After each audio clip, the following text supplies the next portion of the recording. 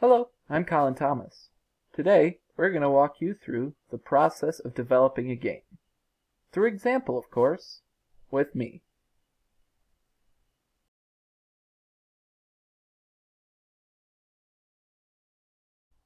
We're going to plant a tree. This tree is called a video game. I'm going to walk you through how to plant your tree, how to properly care for it, water it. And it's going to look really good by the end of it. As long as you do everything right along the way, do it by the book. We got to start with our seed, the concept development. Now, concept development is the idea of taking your bare bones mechanics, your bare bones art, and your very finely bare boned final product, and putting it through a rigorous design phase where you get all of your basics down. This is the point where you create the ideas of the mechanics you want to build, such as what kind of levels you want, or what kind of characters you want, and how those characters will control. After that, your little seed buds and goes into the design phase. The design phase is a more rigorous and fleshed out version of concept development. This explores all of the ideas that you did not previously explore in concept development. This also includes taking a more in-depth look at the concepts you did create, as well as determining what ones make the final cut before they go to your sprout phase, implementation. Now, both the concept development and basic design phases are helped seeded by game developers, known as game designers, subject matter experts, and instructional designers. The instructional designer gets a basic idea of what they want the game to be, and they explain to the subject matter experts and the game designers the research and the process that they must go through to reach something that goes through the instructional designer's mind. The instructional designer leads the concept development and design phase. The game designers and subject matter experts are there to do research and create bare bones tests of what they are going to do. Next, once your seed sprouts out of the ground, it goes into its growing phase, known as implementation. The main production phase of implementation is the entire programming process, which means creating the computer's pathways, telling it what to do in this situation. This also incorporates artists, because artists are, if you didn't know, part of the programming process because their textures and art and decals must be applied to the game through code. The technical director is the head of the production phase. He will give the programmers and artists and testers the design that comes from the pre-production phase. The instructional designer will go through the technical director's rigorous checklists that will allow it to move on to the implementation phase, at which point programmers and artists get to work and they help this tree of ours grow. Next, just before our seed is fully grown into a full-blown tree, we have to rigorously test it. This includes professional testers, beta testers, and educational testers. Testing a product, just like in supermarkets or any other retail store, is trying to find flaws or bugs or anything that could be exploited to break the game. It's the job of the professional and beta testers to make sure that bugs are minimized. After professional testers and beta testers are through with their design and through with their basic tests, it is sent back to implementation to correct these bugs and make sure that very few bugs are created in their place. Now, once the testers and the sales marketers, technical directors, and instructional designers all agree that the game is at a good phase enough to deploy, then it goes into its final development phase and we have our full-blown tree. This is the deployment phase. We have a final product in mind. Now we must ship it to the public for sale. This is in tune with the sales and marketing divisions of the company that you're at. They determine where it is sold, how it is sold, and how it is advertised. This is your basic game development process. There are many different variations of it, but this is the one phase, this is the one process that all game developers branch off from.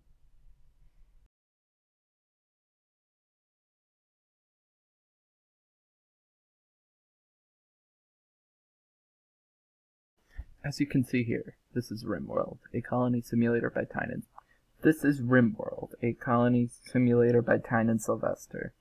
RimWorld lets you assume the role of guiding a group of crash-landed space dwellers called pawns in order to survive and thrive in hostile environments and situations. I already have a game prepped, so let's jump right in.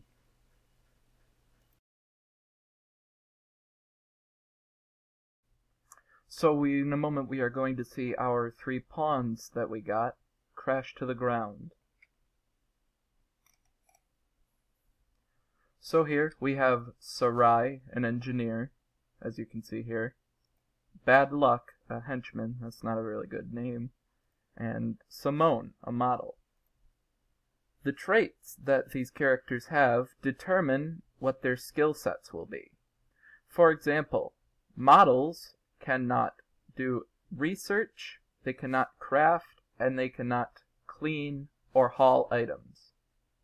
Statistically, they're probably one of the worst roles you could get for a colonist, especially since she's very old. That could make problems in the future because she could develop traits and health issues that could be detrimental to her help to the colony. Bad Luck was a mob henchman who is very good at shooting and melee, which will make him a very good asset in combat. As you can see, all colonists have traits. These traits determine what they can and cannot do, and any bonuses or detriments they can assess to the colony. For example, Bad Luck is pretty, which predisposes people to like him, which will allow him to negotiate better prices from traders, but we're not that far yet. The colonists, the 3 of them here, crashed with a dog named Sundance, and they always crash with a predisposed amount of meals. Now, this is your starting meals. You're going to have to make more soon, otherwise your colony will starve. You also start with 2 firearms and a knife to defend yourself. You won't need to use them immediately because there are usually no immediate threats on the map when you crash. All items that crash start as forbidden, which means your colonists are forbidden from picking them up and using them. However, as we want to be able to defend ourselves, we are going to want to enable these. What you should do with your characters is always assess who is the best shooter and the best person who can use melee.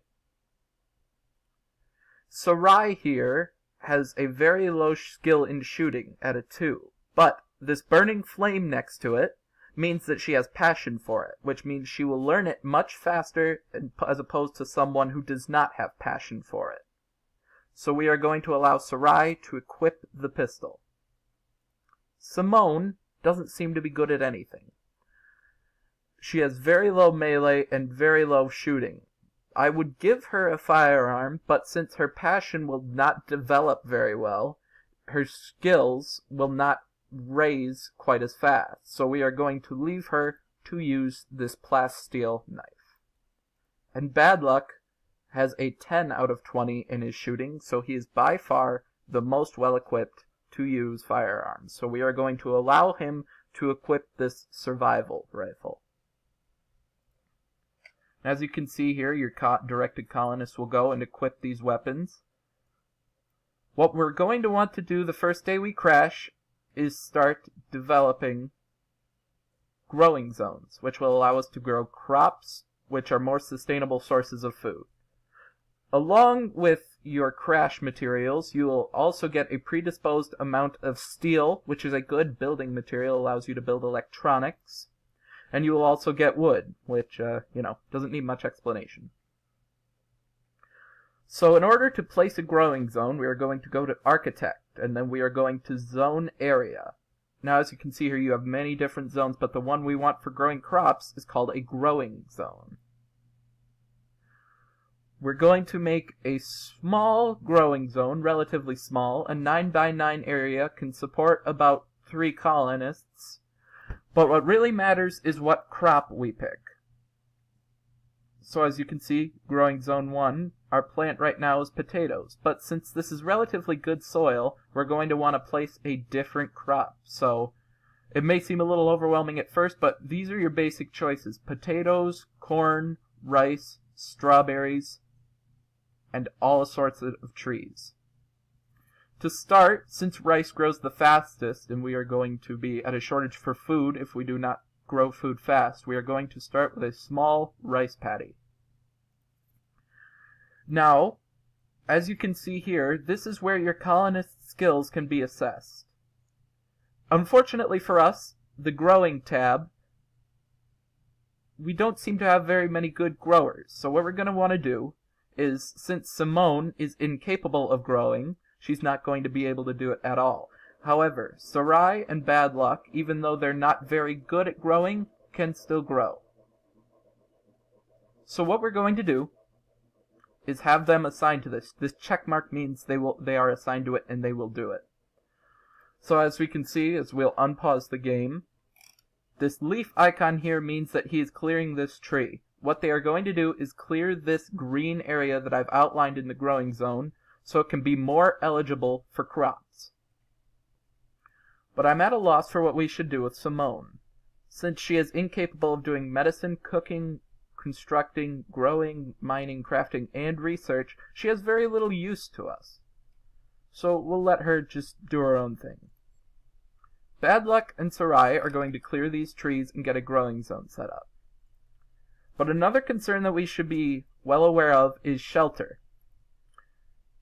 We're going to want a starting area. We're going to want to keep the houses relatively small, but every colonist should have their own separate bedroom, and you should have a workroom available. So to start, we are going to make an 8 by 8 house. This is about the ideal size for a bedroom. We're going to place walls, and as you can see here, we have they have resources that allow us to construct them. Right now we can build walls out of silver, steel, or wood. Wood is a good starter material to build it out of since it's cheap and easy to find. So we're going to make walls and doors. But you can't forget about floors. So in order to floor our room, we are going to zoom in so we can get a bit more precise look at it. And we are going to place these tiles of wood, and when these colonists have an available moment, they will start construction on this house. Now, since we don't have quite enough space or enough indoors areas for beds yet, we are going to designate colonists sleeping spots so they can be slept outside. We've got a good start going. We've got some rice paddies being planted. Also, what we should also look at is hunting. These creatures are called muffalo. They are basically buffalo, but with an M. Large fur-like creatures with lots of meat that can sustain at least 2 colonists for 2 days. So what we are going to do is go to orders. This allows us to, as you can see, give our colonists immediate orders. So we are going to select the hunt option, and we are going to click a muffalo and designate them for hunting. Now I think we found a use for Simone, but first we might have to get Sarai to drop her pistol. So for that we're going to go to gear and click the drop icon on her pistol. Now we are going to have Simone equip the pistol since it would be bad to go hunting with a knife. And as you can see, Sarai is starting to build the basic bedroom outline with some of the wood we have. Simone is starting to hunt the muffalo that we have designated to hunt. She's a pretty good shot. I mean, she's hitting all those shots like nothing. So as you can see, as they are shot, they will take damage. And it died. Well, good job. They behave like an HP bar. For example, this body here, body 16 out of 70. If the number drops to 0, if it is any body part but the body or the brain, that body part will be severed. and will most likely kill whatever creature you are trying to hunt. As you can see, it sustained enough shots that it had enough blood loss to immediately die. So, good job, Simone, you did it. Now, we are going to designate an area for wood to be chopped. This can be done under the orders menu with chop wood. We're going to drag a mountain area, and the green squares that are highlighted are trees that are mature enough to be cut for a surplus of wood. Sarai is now laying the floor of this bedroom and some of the walls. Simone is doing nothing again. So I think what we can do with Simone is have her train this dog named Sundance. As you can see here, since dogs are naturally very smart, they have advanced intelligence, which will allow them to learn these 4 skills. Obedience, which allows them to follow a master into battle. Release, which allows the dog to be released into battle, allows it to attack enemies or creatures that you are hunting. Rescue, which allows the dog to pick up wounded allies and bring them to hospital beds. And hauling, which allows the dog to carry random items to stockpiles. So we are going to want this dog to be trained in every area, since we could make the most work out of this dog with what we're losing out of Simone. As you can see here, these small green plants are rice plants. They are already 9% grown. Bad Luck is doing a fantastic job laying the foundation for our colony. Simone is eating. Another thing I should go over is your colonist's mood, because you can't necessarily have a colony that will always go on happy people. All of your colonists' moods are affected by the actions that occur on the planet. For example, since Simone just ate a very nice meal out of that packaged survival meal, she got a mood bonus of 5, which allows this bar to go up higher. If your colonist's mood gets between these 3 bars and gets below the final bar, they will have a mental break, which consists of them doing an action without your permission. Now, since we've got the foundation set up, I'll talk about why RimWorld inspired my part of my game. RimWorld has inspired my game in several different ways. One of the main ways is the storytelling that RimWorld conveys. The stories that RimWorld creates every time I play it amazes me. Tales of heartbreak, tales of triumph, they inspire me. I want to create those experiences for others. And with the procedural generation that I would like to incorporate into my game, I can get something a lot like RimWorld, but with my own spin on it. The other reason that I like RimWorld and the ways it inspired me is this exploration that you get to feel. The sense of discovery when you see a cave or a mountain filled with minerals or components, or seeing grandiose fields of trees and animals and mountains and derelict buildings. It all comes together to form an environment that I could definitely believe is an alien planet. I want to create that authenticity within the game that I'm creating.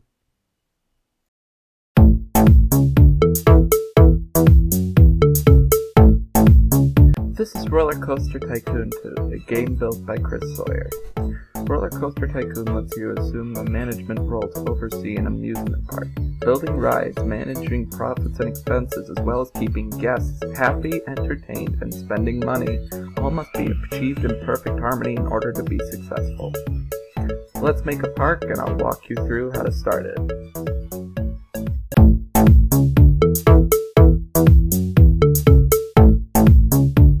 Here we are, our very own Six Flags. We got a good starting template here. We got a lot of open space, perfect amount of space for building a couple cool rides. So what we're going to want to do to start is build a pathway out so we don't congest all of our guests into this main area here.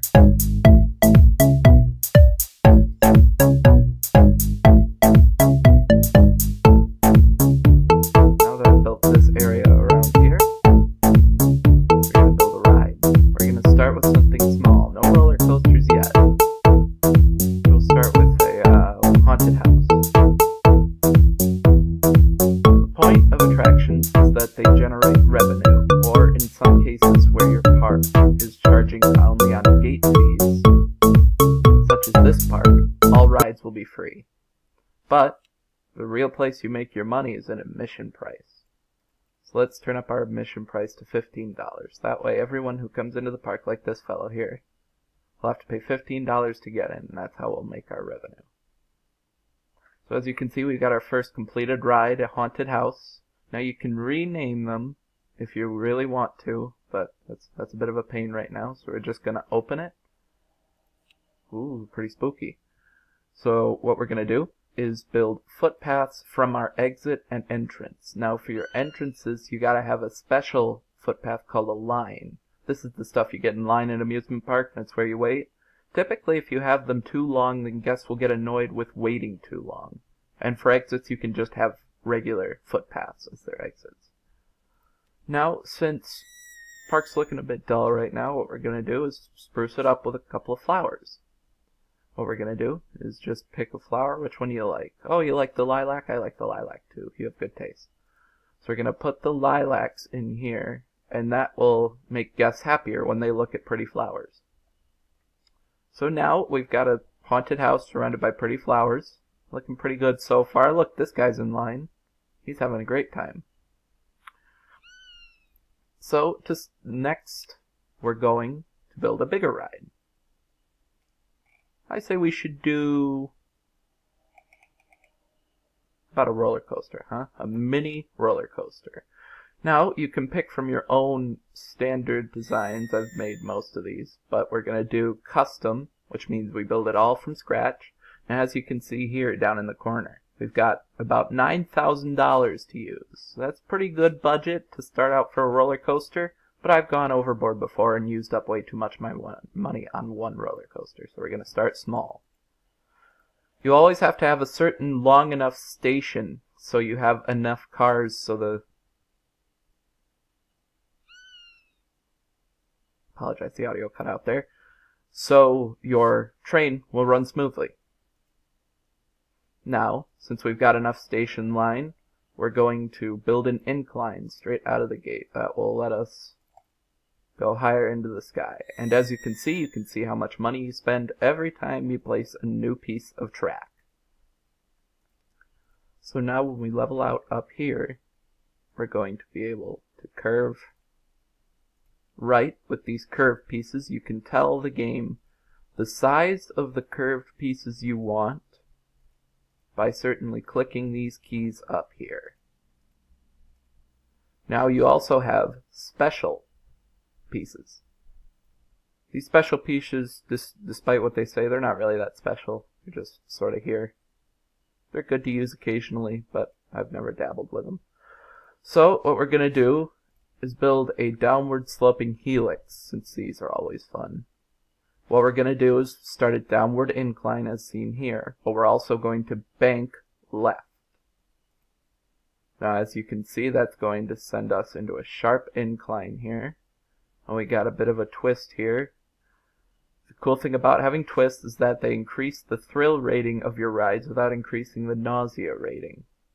If your nausea rating gets too high, guests will not like it. But if your thrill rate is high, then guests will want to go on it more often. And now the park is apparently saying that our entrance fee is too high, so we're gonna go here and adjust that, since we obviously want to have more guests at the start of our park. So I think we're gonna tone it down to $12.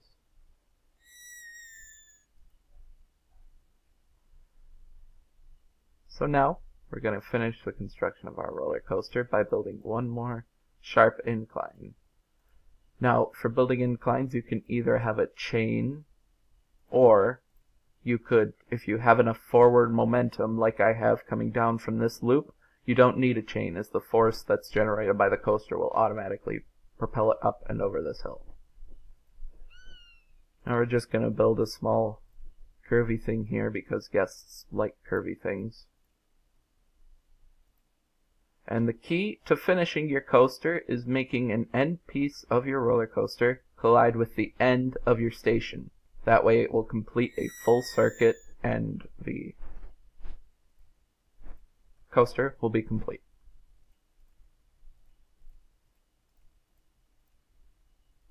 So as you can see here, when you see this white part flash on your station, that means you have completed your coaster.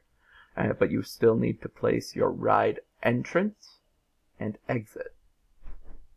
If your rides have no entrance or no exit, guests can't go on them, they don't make money, and you go bankrupt. So we built an entrance line here and a footpath leading from the exit. So I think all that's left to do is open it. As you can see here, we have about 8 cars, and that's a good amount for what we want here. So we can X out of this, and it's going to start 1. These cars, since it's a special kind of coaster, will go 1 at a time, and not as a train. I think we're going to do 1 more ride before I tell you about why this game inspired mine. So, we are going to do a launched freefall. What this consists of is obviously this main platform. The coolest part, you can build them as high as you want. You can just keep going. So we're about, 300 feet in the air. You think that's enough? Yeah, me neither. Let's go a bit higher. Yeah, 400 feet? That seems about good. We'll do that. So now that we've got this, you don't really need to do much other than this because of the ride structure. It will automatically go up this pole. All you need to do now, build your entrance and your exit. Make sure to have an exit path and an entrance line, and then open your ride. I think we'll wait around for a couple of guests to see if they want to ride on this, but it seems like none of these rides are getting too much popularity, which makes me a little sad. But hey, that's sort of how it goes. So now I will get into why this game inspired parts of the game that I would like to create.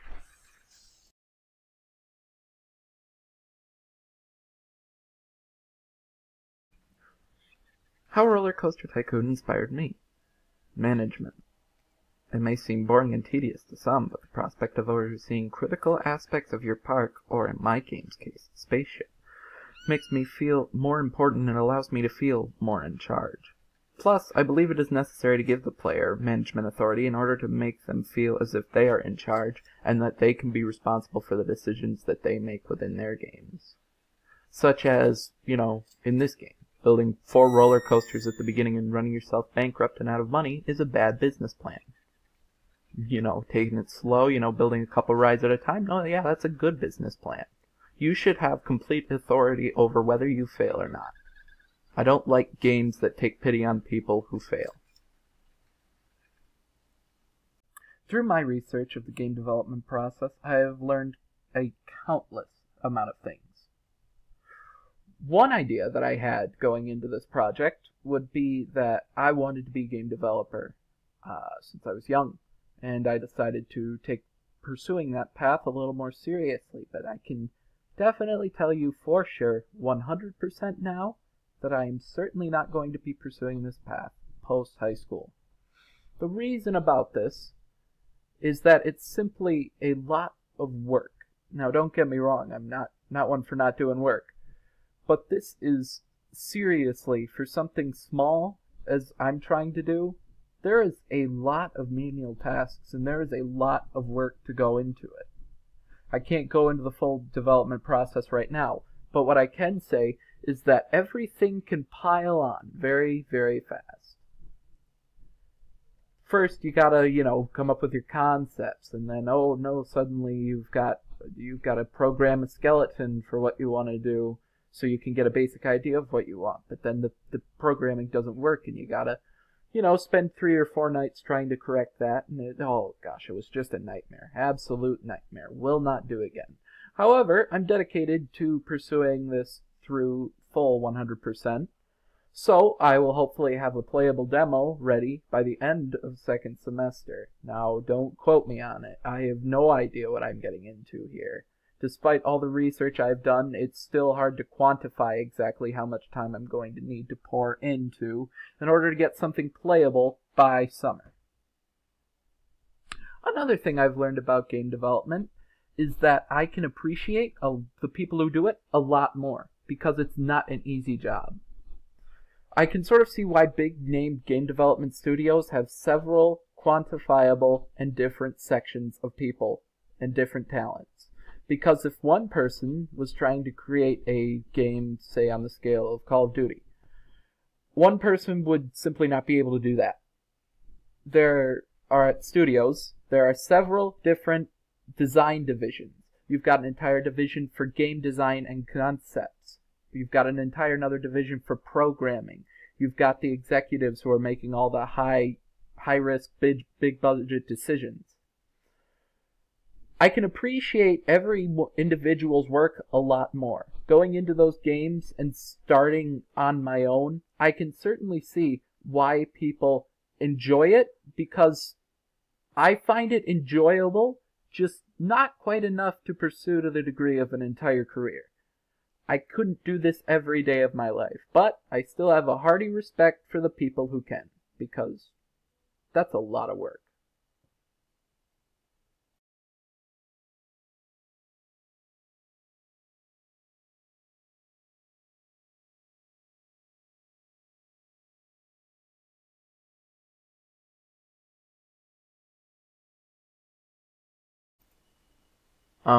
That wasn't supposed to happen. Where did the car go? Where did the lift... Oh! That's where it went. It went to the moon. Well, I can safely say that that was not supposed to happen, and I don't remember tuning up the launch speed that high. But, yeah, I guess that's that.